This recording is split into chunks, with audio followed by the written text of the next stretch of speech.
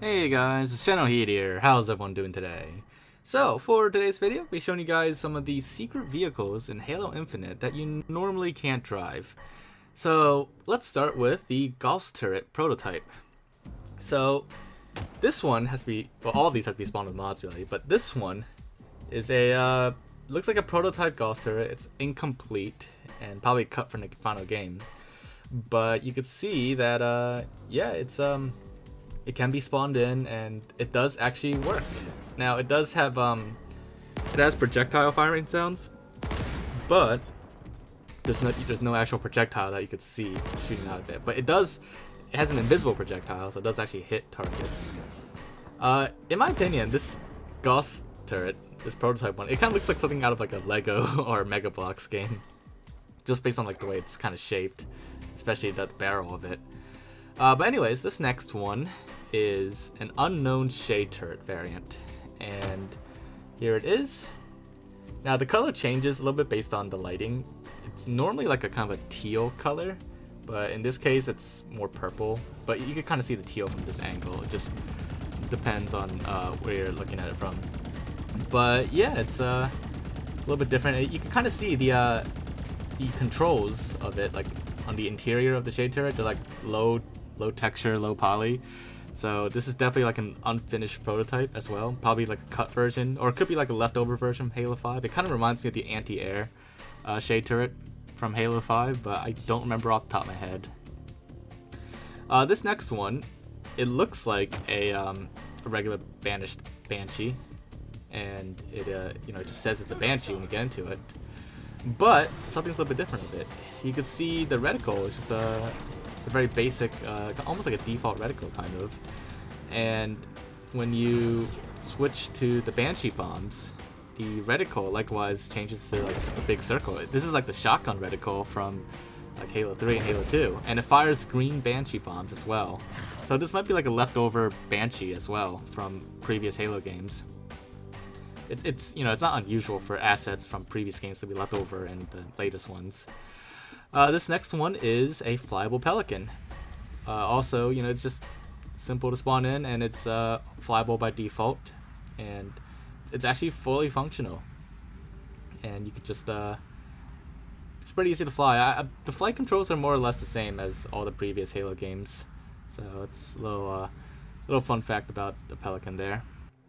And then for this next one, this one I think I've seen like somewhere before. I don't remember off the top of my head, but I don't think I see it in multiplayer at all. So here it is. It's the scrap cannon, and at first glance, it looks like almost like a skewer turret, but no, it's more like a. Well, I can't really describe it. I don't know how to describe it, but it's just like another turret, and you can even rip it off and use it. It's pretty complete, so it's probably going to be used for something else down the road. Next up, we have another prototype Guass cannon, but this one is not the turret version that is mounted on the Warthog. Instead, this one is one that you would actually normally hold. Now, I can't hold this one because this is like the vehicle version of it, but yeah, you could see like it doesn't have like any textures for it. It just has like a default texture on it. It's almost like the Da Vinci Code textures in the previous Halo games, but this one's just just this simple one. This next one, I think it was the Onihog rocket turret from Halo 5, but I'm not entirely sure. You could see this is what it looks like when you spawn it, and I feel like it is, but I'm not entirely sure. If you guys recognize it as well, just let me know in the comments down below, but I think it is. I'm not entirely sure, but it's definitely different than the regular Rocket Hog turret. Alright, so this next one is the Wraith Mortar Cannon. So technically you do use this one when you drive a Wraith, but you just never like see it or use it like by itself. And this is what the Wraith Mortar Cannon looks like when it's outside of the Wraith. This is pretty much like the same as previous Halo games. The Wraith Cannon would be like its own vehicle compared to like the actual Wraith itself. But I'm showing you that because this next one is a prototype Wraith Mortar Cannon, and this one is actually pretty interesting. So let's spawn it in, and you can see there it is. Doesn't have any of the final textures that you see on the actual Wraith cannon. It's just the purple, single purple texture. But the shape of it and everything looks pretty much the same as the final one. Yeah, I think both are pretty much identical to each other. I'm not really sure why they made a separate one and kept this one in, or something like that, but nonetheless, it's still here. And also, there's one other interesting thing about this Prototype Wraith cannon, which is if you punch it enough, it does get damaged, and when it gets damaged enough, its textures change to this one that just says the text Major all over it.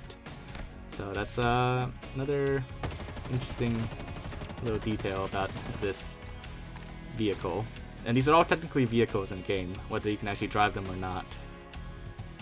Now this next one, technically you do use this one pretty often, but you never use it like by itself like this.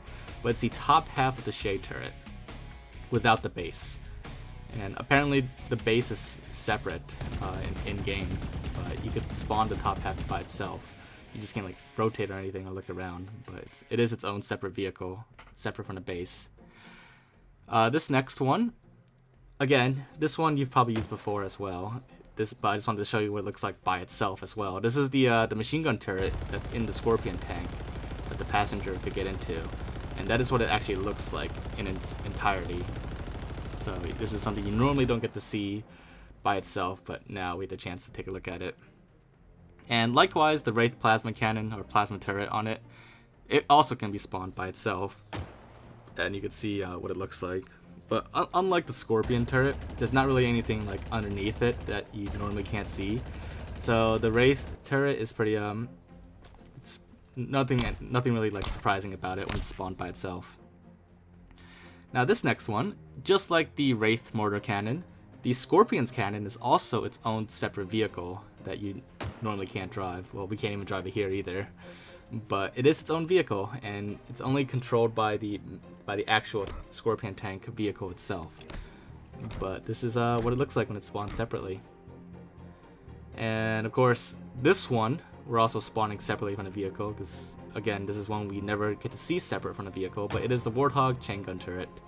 So when it's separate, there's nothing different about it, but you can just see how like light it is when it's separate, how easily it flips and stuff like that.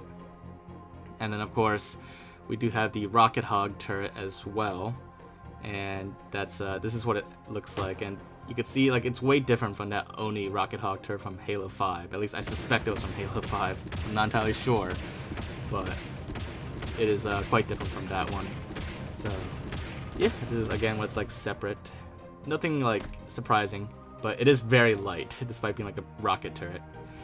Alright, this next one, I could not spawn this anymore. I only mentioned it once and could not get any footage of it since then. But it is the Needler turret, and thanks to my friend Green Skull, he actually does have a clip of it. So here's a screenshot of what it looks like. But if you want to see it in action, click on the link in the description below to go to his channel to see his footage of it. And likewise, the Flyable Phantom is another one that I can't seem to spawn anymore, but Rejected Shotgun has one as well. So I will also include a link to his video of the Flyable Phantom. So if you want to see either of these vehicles in action, then just check out the link in the description below. But yeah, so there you guys have it. So far, those are all the vehicles hidden in the game that you normally can't drive, or that you normally don't see driven separately. Like they might be part of some other vehicle, but they're not driven separately. But yeah, hopefully you guys found this video to be interesting, and as always, if you did, make sure to leave a like. Leave your thoughts in the comments. Let me know what you think about these vehicles, or what you think some of their purposes might be and stuff like that. But aside from that, make sure to subscribe, and I'll see you all next time. Bye guys!